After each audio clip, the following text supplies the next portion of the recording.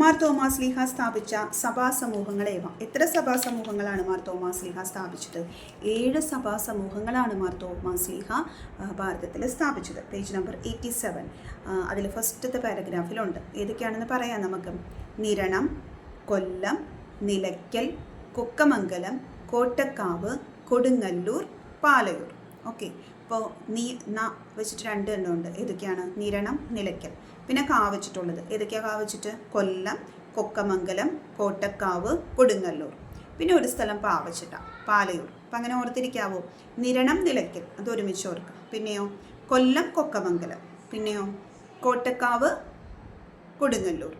പിന്നെ പാലയൂർ. ഒന്ന് ഓർത്തിരിക്കാവോ? ഇതാണ് ആ 7 സ്ഥലങ്ങൾ. തോമാസ് ലീഹ സ്ഥാപിച്ചു എന്ന് പറയപ്പെടുന്ന ഒരു പള്ളി തിരുവിതാംകൂട് അരപ്പള്ളി എന്ന പേരിൽ അറിയപ്പെടുന്നുണ്ട്.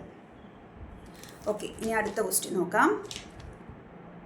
കൈത്താക്കാലം നമ്മെ അനുസ്മരിപ്പിക്കുന്നത് എന്താണ്? പേജ് നമ്പർ 87 ലാസ്റ്റാണ് പറയുന്നത് കേട്ടോ. വിശുദ്ധിയുടെ ഫലങ്ങൾ ധാരാളമായി പുറപ്പെടുവിച്ചുകൊണ്ട് സ്വർഗരാജ്യത്തിൻ്റെ പ്രതീകമായി സഭ വളർന്നുകൊണ്ടിരിക്കുന്നതിനെയാണ് കൈത്താക്കാലം അനുസ്മരിക്കുന്നത്. കൈത്ത എന്നത് ഒരു സുറിയാനി വാക്കാണ്. അതിൻ്റെ അർത്ഥം എന്താണെന്നറിയാവോ? വേനൽക്കാലം അല്ലെങ്കിൽ ഫലാഗമകാലം എന്നും ഇത് അറിയപ്പെടുന്നുണ്ട്. ഓക്കെ, ഇതൊക്കെ ഓർത്തിരിക്കണേ. 1 വേർഡ് ക്വസ്റ്റ്യൻസ് ആയിട്ട് ചോദിക്കാം.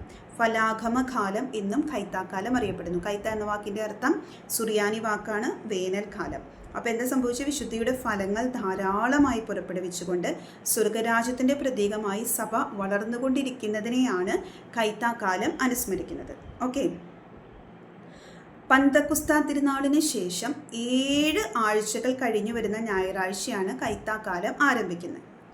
സഭയുടെ അടിസ്ഥാനമായ 12 സ്ലീഹന്മാരുടെ തിരുനാളാണ് അന്ന് ആഘോഷിക്കുന്നത്. 12 സ്ലീഹന്മാരുടെ തിരുനാളാണ് ആഘോഷിക്കുന്നത് കൈത്താക്കാലത്തിൻ്റെ ആരംഭത്തിലെ ഞായറാഴ്ച.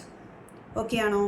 പിന്നെ ഇതിൽ വേറെ നോക്കട്ടെ. മാർ തോമാസ് ലീഹായെക്കുറിച്ച് വളരെയധികം വിവരങ്ങൾ നൽകുന്ന ഒരു അപ്രമാണിക ഗ്രന്ഥത്തിൻ്റെ പേരാണ് എന്ത്? തോമായുടെ നടപടികൾ. എന്താണ്? തോമായുടെ നടപടികൾ. അതായത് ഭാരതത്തിൽ തോമാസ് ലീഹ വന്നു എന്നതിനെക്കുറിച്ച് നമുക്ക് കൂടുതൽ കാര്യങ്ങൾ മനസ്സിലാക്കി തരുന്ന ഒരു പുസ്തകം, ഗ്രന്ഥം, ഒരു അപ്രമാണിക ഗ്രന്ഥം. അതിൻ്റെ പേരാണെന്ത്? തോമായുടെ നടപടികൾ.